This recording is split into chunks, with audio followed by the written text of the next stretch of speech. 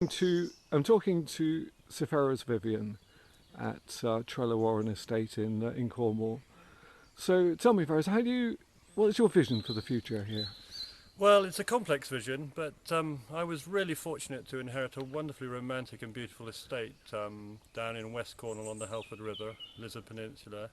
And the challenge for me was to restore and rebuild it as a vital community, which requires a lot of money. And I wanted to build a community which allowed me to enjoy the estate and them also, our visitors, to enjoy the estate. And really it's that balance. The vision is to create a balance between people who arrive and use the estate and the local facilities and the beaches, and to protect the estate itself. So to do that, the vision is to have people investing in the medium to long term in the estate and to develop our relationship over the years. Many people, as I'm sure everyone knows, visit their particular areas of Cornwall multi-generationally. We've got grandparents coming, parents, children, grandchildren, and they love their locations. And we really want to develop that sort of relationship with our customer base at Trelowarren. With my background in conservation, I wanted to make that as sustainable as possible. And for me, one of the major parts of the vision is the sustainability of the project, in terms of building, in terms of energy delivery, in terms of how we live. And whilst it's not the prime mover, it's probably the third or fourth mover in the deal. And everything we do here at Trelowarren, we try and address those issues of sustainability. We have a very large biomass heating system which delivers to all the properties. It uses wood and wood chip generated on the estate. We build with very low embedded energy. We use local resources for our restaurant. And we try and move the whole platform on a broad front to my own vision of a sustainable future. So you were telling me that a few years ago, in your terms a few years ago, probably 100 years or so ago, the estate was pretty much down on its knees, particularly after the First World War. And I know that from what you've told me earlier that you're really committed to the Lizard and to Trelowarren as well. How's all this progressing now? Well, it's gathering momentum. I think people understand that we're very fortunate in our location, and we do address top quality service in the relationship with our customers, and so people are happy to commit. We have a timeshare deal which is a 30-year deal, which is quite a long-term relationship, and people are recognising the value in that now, and so we are gathering momentum, and we have quite a large customer base, and the estate is significantly changing. We are restoring the estate. It's beginning to look very different now. Well, I have to say, it looks really fantastic down here. And it's interesting to me that I've managed to get the pronunciation of Trelowarren just about right now.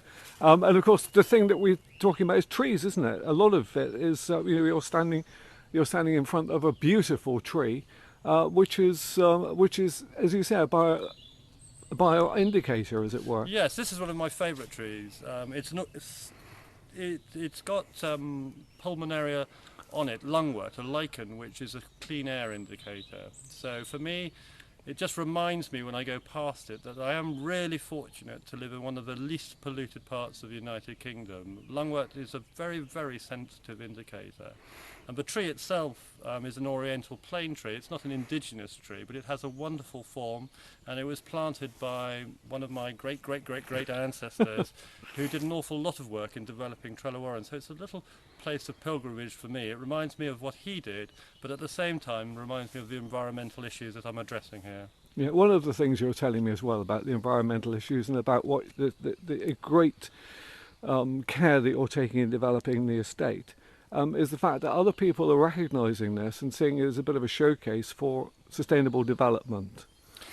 Yes, no, we've been very, very lucky that some of the work we've done has been recognised.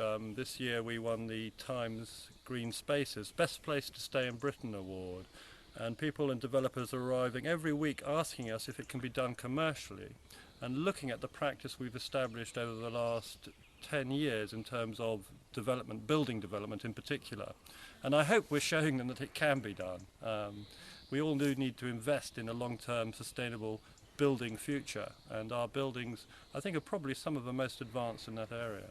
Yeah, I understand your investment as well is in terms of sweat and tears. That it was just a few years ago when you had to sell firewood here to keep the place working It's funny, properly. isn't it, that over the years the wood and the quality of the wood, and we can grow wood very well down here, not wonderful quality, but that keeps coming back. So when I was on my chin straps and trying to provide instant cash flow, we're selling firewood, but now 10, 15 years later we're selling biomass, wood chip, which supports the whole industry. So at the moment you have a capacity for how many people here in Trelowarren? For Which is visitors, yeah. for visitors we're running 19 houses at the moment, which are ready for occupation and people are living here, of potentially about 35 to 45 houses. And you also offer at Trelowarren as a place where people can come for a walk during the day and to wander We're around the open, woods. we have a very good connection with the local community. We don't charge to come on the estate. We've got over 12 miles of woodland walks. Some of the frontage of the Helford River, which my family gave to the National Trust, is accessible through the estate and down onto the river at Tremaine Quay.